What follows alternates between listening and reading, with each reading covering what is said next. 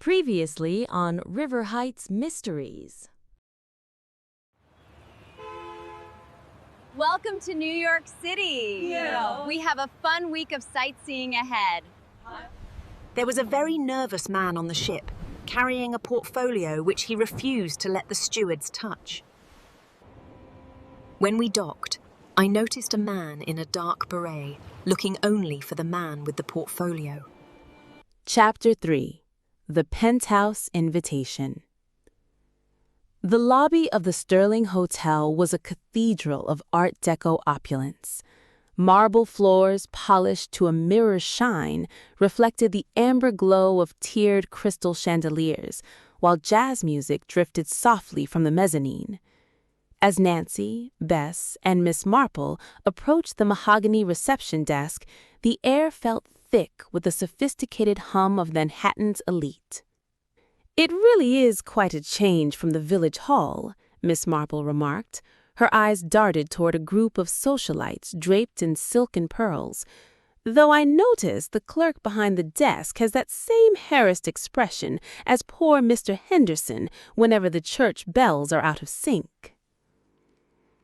After settling into their connecting suites, rooms filled with plush velvet furniture and expansive windows overlooking the golden canopy of Central Park, a light tapping sounded at their door. A bellhop in a crisp uniform presented a silver tray holding a single, heavy, cream-colored envelope. "For Miss Drew and her guests," the boy announced. Nancy slit the envelope with a slender brass opener. Inside was an invitation embossed with a gold seal. "The Sterling Gallery requests the honor of your presence for a private viewing of Midnight Over Manhattan by Julian Vane, Penthouse Suite, 8 p.m.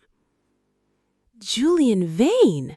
Bess exclaimed, peering over Nancy's shoulder. "They say he's the first painter to truly capture the soul of the skyscraper.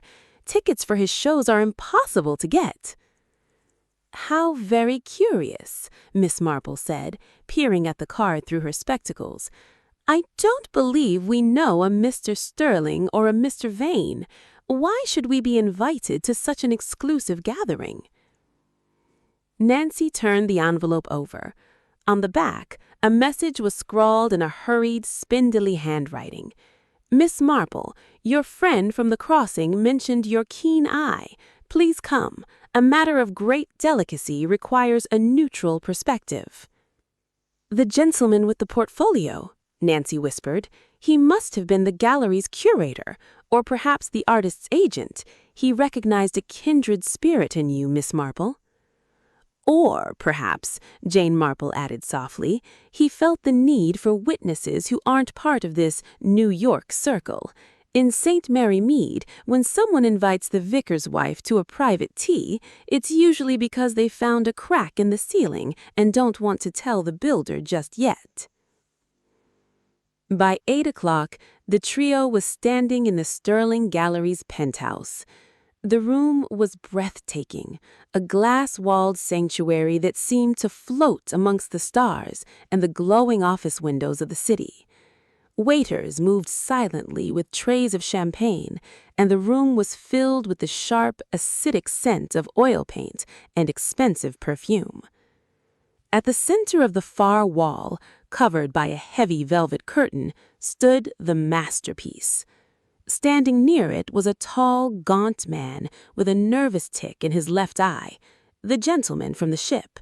When he saw Miss Marple, he looked visibly relieved, though his hands shook as he adjusted his tie. "Miss Marple, thank you for coming," he said, rushing over. "I am Arthur Sterling. We spoke briefly on the Queen Mary, about the Marrow." He lowered his voice, his eyes darting toward the gala guests. "I'm afraid the Marrow I've brought to New York has attracted more than just admirers. I believe someone in this room intends to ensure that the curtain never rises on tonight's unveiling." Nancy felt the familiar electric thrill of a mystery. "Have you seen something specific, Mr. Sterling?" Before he could answer, the lights in the penthouse flickered and died. For 5 long seconds, the only light came from the distant flickering neon signs of Times Square. When the power surged back, a collective gasp rippled through the room. Arthur Sterling let out a strangled cry. The velvet curtain had been ripped down, and the ornate gilded frame was still bolted to the wall, but the canvas of Midnight over Manhattan had been crudely sliced away, leaving nothing behind but a jagged border of white fabric. Thanks for joining us. New chapters unfold every Tuesday and Thursday.